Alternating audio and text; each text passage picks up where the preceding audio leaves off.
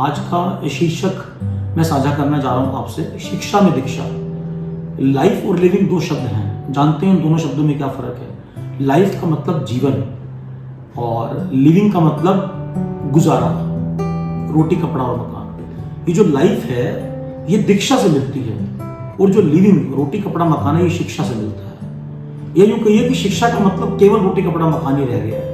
तो इन दोनों शब्दों की व्याख्या करते करते आज मैं आपको 3 शब्दों से परिचित कराऊंगा। वो तीनों शब्द हैं शिक्षक, शिक्षा और शिक्षार्थी।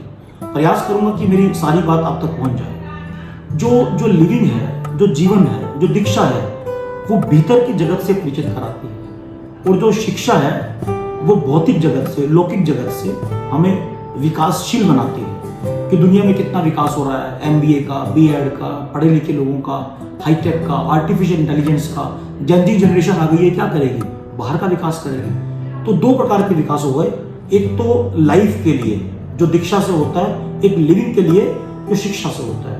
मैं एक प्रश्न के माध्यम से इस विषय में प्रवेश करके ये बताना चाहूंगा कि दृष्टिकोण शिक्षा में दीक्षा का किस तरीके से हो सकता है। भटकते भटकते एक फकीर गांव के बाहर मरघट के पास पहुंच गया और उसने मरघट पे क्या देखा कि एक स्त्री जिसके पति की चिता सुबह सुबह दाह संस्कार के लिए जलाई गई थी, वो विधवा स्त्री भागते भागते उस मरघट पे पहुंच रही है। अचानक वो भटकता हुआ फकीर मरघट के पास पहुंचकर क्या देखता है कि वो विधवा स्त्री भागती जा रही है मरघट की ओर। उसने रुका, उसको पूछा कि इतनी अर्धरात्रि में आप मरघट की ओर करने क्या जा रही है। उसने तथाकथित अपनी बात सुनाई कि सुबह मेरे पति का देहांत हो गया था और मैं शाम तक उसके बिना नहीं रह पा रही हूँ, ऐसा मुझे महसूस हुआ और मैं भी अब अपना दाह करने जा रही हूँ। तो फकीर ने रोका उसको, आप ऐसा मत करिए, बहुत समझाया, बहुत सांत्वना दी, ढांढस बंधाया। वो एक शर्त पे मानने को तैयार हो गई कि अगर आप मेरे पति से मेरी बात करा, जो कि नामुमकिन था और असंभव था, लेकिन फिर भी फकीर ने इतना ढांढस सांत्वना, और क्योंकि वो फकीर था इसलिए उसकी बात मानने पे वो स्त्री मजबूर हो गई। और फकीर ने उसको कहा कि 30 दिन की प्रतीक्षा करिए, मैं 30 दिन में आपको आपके पति से मिलाऊंगा और बात कराऊंगा। उसने कहा ठीक है, 30 दिन की प्रतीक्षा मेरे लिए कोई ज़्यादा बड़ी बात नहीं है और अगर मुझे मरना है तो मैं 30 दिन के बाद मरूंगी, लेकिन शर्त ये रहेगी कि अगर मेरा पति नहीं मिला तो आप मुझे दाह के लिए मत रोकेंगे। कुल मिला के बात सेटल हो गई, वो स्त्री अपने घर वापस चली गई और ये बात पूरे गांव में फैल गई कि एक असंभव सी बात, ना होने वाली बात का वचन फकीर ने उसको दिया। तो सभी लोग, पूरे गाँव के लोग प्रतीक्षा कर रहे थे 30 दिन की। और वो फकीर 30 दिन तक रोज उस महिला की झोपड़ी में जाता, रोज उसे कुछ ना कुछ बात समझाता, कहता, और कहने के बाद 30वें दिन जब 30th डे था तो पूरा गांव उस झोपड़ी के बाहर उस स्त्री की प्रतीक्षा कर रहा था कि वो स्त्री अपने पति से किस प्रकार से बात कर रही होगी। अचानक झोपड़ी खुली और वो स्त्री नाचती हुई गाती हुई बाहर नजर आई। तो सब लोग हैरान हो गए कि पति कहाँ है। उसने कहा पति तो नहीं मिला मेरा। लेकिन 30 दिन की प्रतीक्षा करने के बाद इस फकीर ने मेरे मन को शांत किया। जैसे ही मेरा मन शांत हुआ, बेचैनी कम हुई, तनाव कम हुआ, तो पता लगा वो जो पति मर गया था, इस फकीर के कहने पर पता लगा कि उस पति के प्रति जो प्यार था वो तो मेरे अंदर ही था। तो मैं अपने अंदर के प्यार को जिंदा रखूं, ये मेरे ऊपर निर्भर करता है, और मैं अंदर के प्यार को उसके शरीर के साथ मार दूं, ये मेरी दृष्टि पर निर्भर करता है। तो इस प्रकार हम जो पढ़ रहे हैं, पढ़ाई लिखाई कर रहे हैं, हमारी दृष्टि बाहर जाती जा रही है। लेकिन उस फकीर ने उस विधवा स्त्री को क्या बताया कि बाहर की जगह अंदर की ओर दृष्टि करो, बाहर केवल दर्पण के रूप में देखो, अपना प्रतिबिंब देखो। तो इस प्रकार की दृष्टि हम शिक्षा में क्यों नहीं कर सकते? बिल्कुल कर सकते हैं। आदमी को जितना शिक्षित किया गया है, ना जाने क्यों आदमी उतना ही अज्ञानी होता चला गया। मैं इस बात को एक बात के साथ, पुष्टि के साथ कहूंगा, बुद्ध और महावीर के पास कुछ ज्ञान तो है, ये तो मानना पड़ेगा आपको। बुद्ध के पास, महावीर के पास, वाल्मीकि के पास, कृष्ण के पास कुछ ज्ञान तो है, जो ज्ञान आज हमारा शिक्षित लोगों के पास नहीं है। हाँ, शिक्षित लोगों के पास एक बात तो है, एक अजीब सा भ्रम कि मैं सब जानता हूं। और ये मैं सब जानता हूं, ये भ्रम, इस भ्रम ने उस शिक्षित आदमी को बहुत मुसीबत में डाल दिया। किस मुसीबत में डाल दिया? कि वो आज अपनी क्लास के अंदर बच्चों को सब ज्ञान दे सकता है, किताबी सब इंफॉर्मेशन दे सकता है अलग अलग मेथोडोलॉजी के साथ। और इतना ज्यादा इंफॉर्मेशन से उस बच्चे को उसने भर दिया शिक्षक ने कि वो भरा हुआ बच्चा इंफॉर्मेशन के साथ एक तनावग्रस्त, चिंताग्रस्त और बहुत ही भरा हुआ जीवन जी रहा है। खुशी नहीं है उसके जीवन में। मैं आपको एक बात के साथ पुष्टि करता हूं कि आप न्यूटन की लाइफ को देखिएगा। न्यूटन ने इस दुनिया में सबसे ज्यादा आविष्कार किए और उसके बाद मरते वक्त न्यूटन ने यह कहा कि मैं जितना भी जान पाया, समुद्र के किनारे को देखता हूं तो ऐसा लगता है रेत के कण के बराबर। आज समुद्र की विराटता जितना जानना और बाकी है। कुछ ऐसा पढ़ाइए आप कि पढ़ाने वाले शिक्षक को भी ये लगे और पढ़ने वाले विद्यार्थी को भी ये लगे कि हम जितना पढ़ रहे हैं अभी इतना जानना और बाकी है। जानना तभी सार्थक हो सकता है जब वो जीवन में जीने के लिए उपयोगी हो सके। शिक्षित आदमी से ज्यादा क्लोज्ड, संकीर्ण और संकुचित आदमी इस दुनिया में नहीं है। शिक्षित आदमी को कुछ बात भी समझाना बहुत मुश्किल है। उसके पास तर्क निष्ठा तो है पर उसके पास प्रेम निष्ठा नहीं है।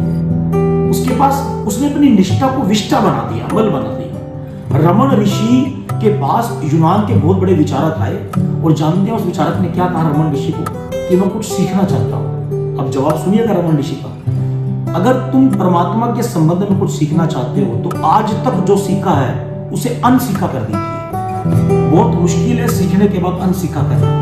गांव का एक विद्यार्थी यूनिवर्सिटी में पढ़ने के बाद जब प्रणाम करता है, शिष्टाचार करता है, तो एक बहुत बड़े बुद्धिमान आदमी स्वागत करता है ये कह के कि शुक्र मानो हमारा बच्चा शिक्षित होने के बाद भी शिष्टाचार नहीं करता, क्योंकि शिक्षित आदमी शिष्टाचार भूलता जा रहा है। कुछ बच्चे को इस तरीके से सिखाना है कि वो सीखता भी रहे और वो कोरा भी रहे। अर्थात मैंने अपनी बेटिया को एक दिन घूमते हुए क्या बोला, बेटे मून क्या है?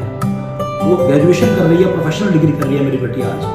बोले पापा मून तो प्लेनेट है। मैंने कहा नहीं बेटे, आज भी चंदा मामा अगर नहीं हुआ तो लोरी सुनाने के लिए लोरी नहीं बचेगी माँ। मून भले ही प्लेनेट पढ़ लिया हो, लेकिन जब रात को बच्चा आपके बिस्तर पे आपकी करवट के और कांच से कांच गले लपट के सो रहा हो, अंक में भर के सो रहा हो, तो चंदा मामा दूर के कुएं पकाए पूर के इस लोरी में जो मजा है ना, इस लोरी के जीवन में जो मजा है वो मून को प्लेनेट पढ़ने में मजा नहीं है। खुला हुआ मन जिंदगी की चारों प्रकार की हवा को समेटने की ताकत रखता है। शिक्षा ऐसी होनी चाहिए जो पानी पर लकीर हो, लगाते ही मिट जाए। लेकिन शिक्षा हमारी कैसी हुई है? पत्थर पर लकीर, जो पढ़ लिया अब उसे थोपेंगे, आरोपित करेंगे। विद्यालयों से बच्चे विनम्र होकर निकले।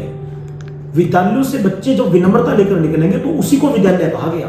अगर बच्चा विनम्र होकर नहीं निकला तो विद्यालय नहीं है, वो अविद्यालय है। शिक्षक को यह भ्रम छोड़ देना चाहिए कि मैं जानता हूं, इतना ही पर्याप्त है कि मैं तुमसे 2 कदम आगे हूं। और 2 कदम आगे होने में उसका अहंकार नहीं है, संयोग की बात है, उसका जन्म पहले हो गया था। तो शिक्षक भी शिक्षार्थी बनकर शिक्षा दे कि मैं शिक्षक नहीं हूं, मैं तुमसे 2 कदम आगे हूं, मैं भी कुछ जानने का प्रयास कर रहा हूं, मेरी भी खोज बाकी है। तुम और हम, शिक्षक और शिक्षार्थी, दोनों ही एक रास्ते पे चल रहे हैं और दोनों की खोज बाकी है। इतना ही फर्क है कि विद्यार्थी 2 कदम पीछे है और शिक्षक 2 कदम आगे है। जानते हैं आज क्या हो रहा है? आज हर शिक्षक के पास इतना अहंकार है, वो अपना अहंकार बच्चों पर थोपना चाहता है और उस अहंकार का प्रतिबिंब जब बच्चों में से निकल कर आता है तो शिक्षक को ये बिल्कुल भी मंजूर नहीं कि बच्चा उसके अहंकार को उसके सामने खड़ा करता है। शिक्षक चाहता है अपने अहंकार को थोपना, अपनी आज्ञा को मनवाना, और विद्यार्थी का अहंकार कहता है उस आज्ञा को काटना।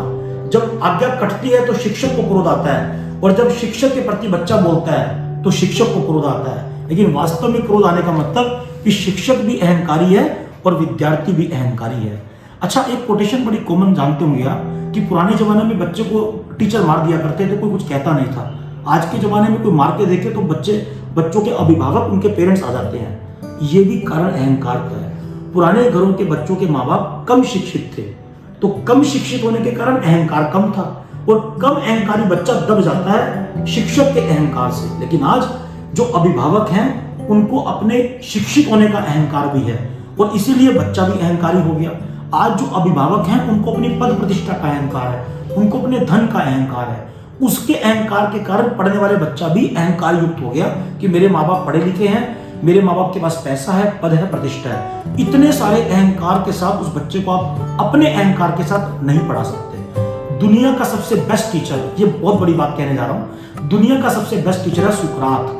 सुकरात ने बोला मैं मिडवाइफ, मैं दाई का काम करती हूँ बच्चा पैदा करने का। मतलब मैं बच्चा पैदा करने में सहयोग करती हूँ पर बच्चा पैदा कर नहीं सकती। तो शिक्षक को भी सुकरात से प्रेरणा लेनी चाहिए कि हम विद्यार्थी की विनम्रता को बाहर निकाल सकते हैं, क्योंकि विद्यार्थी में विनम्रता तो बचपन के साथ थी।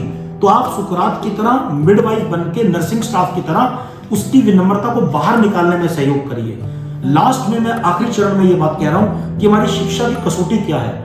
इस मनुष्य को देखकर ऐसा लगता है कि शिक्षा जो हम देते जा रहे हैं और जो दे रहे हैं ये कहीं हमें गर्त में न डाल दे। चारों तरफ अंधेरा ही अंधेरा दिखाई पड़ रहा है, चारों तरफ ईर्ष्या द्वेष से भरी मनुष्य जाति दिखाई पड़ रही है। जितने भी ऑर्गेनाइजेशन में आप पढ़े लिखे लोगों को देखोगे, कट रहे हैं, मर रहे हैं, बहुत गंदी गंदी गालियां देकर आपस में बात कर रहे हैं। शिष्टाचार तो छोटा मोटा काम है, जब वो अपनी बात पे आते हैं तो वही गली मोहल्ले की तरह, स्ट्रीट पीपल्स की तरह अशिक्षित और असभ्यता रूपी आचरण करते हैं। ये इन सब को देखकर मेरे मन में एक शक हुआ, एक संदेह हुआ, एक जिज्ञासा हुई कि शिक्षा कहीं ना कहीं कुछ ना कुछ तो गलत हो रहा है। ये शिक्षा हमारे अंदर के दानव को बाहर निकाल रही है, अंदर के मानव को अंदर कर रही है। ये पूरी की पूरी जो मैं बातें बता रहा हूँ, ये एक ओशो ने इसके ऊपर किताब लिखी, सम्यक शिक्षा, वो भी एक बहुत बड़ा आधार बनी मेरे जीवन में शिक्षक के व्यक्तित्व को बदलने के लिए। और मैं आखिरी बात कंक्लूड करना चाह रहा हूँ आपके सामने कि जितनी भी ये शिक्षा है, जरूरी है, बहुत जरूरी है। रोटी कपड़ा मकान के लिए बिल्कुल जरूरी है, विकास करने के लिए बिल्कुल जरूरी है। एक प्रसंग के साथ ओशो ने भी इस बात को कहा, जैसे कि पेड़ की जड़ों के बिना पेड़ हो नहीं सकता, बट पेड़ की जड़ें कुरूप होती हैं, आदर्शनीय होती हैं, सुंदर नहीं होती। फिर भी हम उन सुंदर जड़ों को, मिट्टी में लिप्त जड़ों को बार बार पानी दे रहे हैं, एक आशा में कि इनके ऊपर फूल आएगा, इनके ऊपर फल आएगा, इनके ऊपर पत्ते आएंगे। पत्ते, फल और फूल प्रकृति के सौंदर्य का कारण बनेंगे, औषधियों के रूप में उनको प्रयोग करके रोग दूर करेंगे। इन सब के लिए जड़ों में पानी दिया जा रहा है। मान लीजिए आप जड़ों में पानी दे रहे हैं, लेकिन पत्ते, फूल और सुगंध आनी बंद हो गई तो लोग आपको पागल कहेंगे। इसी प्रकार से जो हमारी शिक्षा है, ये जीविका कमाने के काम आ रही है, मतलब हम पेड़ जड़ों में पानी दे रहे हैं। लेकिन अगर शिक्षा से जीवन का फूल नहीं खिला, उन फूलों में सुगंध नहीं आई और वो सुगंध पूरे देश में संदेश बनकर नहीं फैली, तो ये केवल जीविका मात्र रह जाएगी। शिक्षा का काम रोटी कपड़ा मकान तक अगर रह गया तो ये शिक्षा का उचित मूल्य नहीं है। शिक्षा का उचित मूल्य है जीवन प्रदान करना, परमात्मा प्रदान करना, अमृत तत्व प्रदान करना, ना कि शिक्षा का काम था रोटी कपड़ा और मकान तक रह जाना।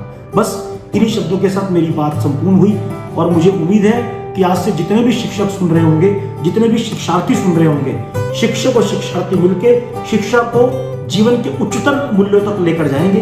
यही मेरा संदेश था, यही ओशो की सम्यक शिक्षा नाम की किताब का संदेश है और यही संत और ग्रंथों का संदेश है। आप सभी के हृदय में बैठे प्रभु प्रेम को वैद्य जी का इस पंक्तियों के साथ नमस्कार कि जान समझ मैं सबको लूंगा, यह मेरा अभिमान कभी था, अब अनुभव यह बतलाता था, मैं कितना नादान कभी था, मैं कितना नादान कभी था। आप सभी को नमस्कार।